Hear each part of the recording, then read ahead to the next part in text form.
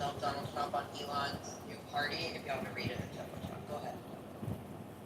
Somebody. All right, no, here, I can read it, and I can also do a Trump. No, George, you want to read it for us? It's so long. Well, let me say real quick. Somebody said, that George Soros took over the Democrat Party and, kind of made it what it is. Then it was like, we need a Soros on the right, and Elon was like, yeah, that's going to be me. And then oh, actually, psych, I'm just going to go start my own party. Well, not just that, VP. My fear is George Soros fractured the Democrat Party and created this progressive band of lunatics. The last thing I want is Elon and his technocracy to come in and try to fracture the GOP and create a bunch of technocrat zealots to be part of our party. They already exist, bro. That's part of the problem. They already exist. They're barely there. Like, no, there's like thousands of them. Like, all the people that logged their way to Mac. I'm talking elected. No. I'm talking elected in Congress today. What are we, maybe 4 that you can turn around and say, yeah, sure, these guys are bought and paid for by Silicon Valley? That's about it. You don't have more than that. Okay, Stephen, you want to read it for us? Sure. All right, here we go. Donald J. Trump. I am saddened to watch Elon Musk go completely off the rails, essentially becoming a train wreck over the past 5 weeks. He even wants to start a third political party, despite the fact that they have never succeeded in the United States. The system seems not designed for them. The one thing third parties are good for is the creation of complete and total disruption and chaos. And we have enough of that with the radical left Democrats, who have lost their confidence and their minds.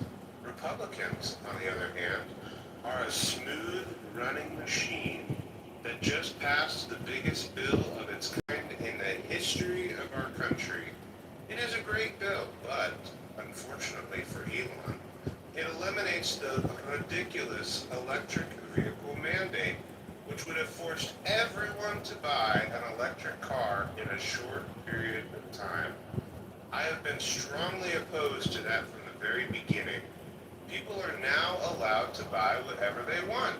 Gasoline-powered, hybrids, which are doing very well, or new technologies as they come about. No more EV mandate. I have campaigned on this for 2 years, and quite honestly, when Elon gave me his total and unquestioned endorsement, I asked him whether or not he knew that I was going to terminate the EV mandate. It was in every speech I made and in every conversation I had. He said he had no problems with that. I was very surprised. Additionally, Elon asked that one of his close friends run NASA, and while I thought his friend was very good, I was surprised to learn that he was a blue-blooded Democrat who had never contributed to a Republican before. Elon probably was also. I also thought it was inappropriate that a very close friend of Elon, who was in the space business, run NASA, when NASA is such a big part of Elon's corporate life. My number one charge is to protect the American public. Well stated, Mr. President. Well stated. Good readout, Stephen. I know. Yeah, that was very clean. Thank you. For the president, for how he can, the very final line there, my number one charge is to protect the American public.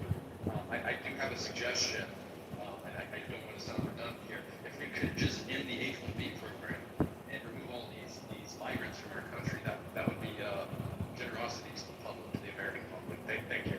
I think that would undermine America's interests, and I can explain why.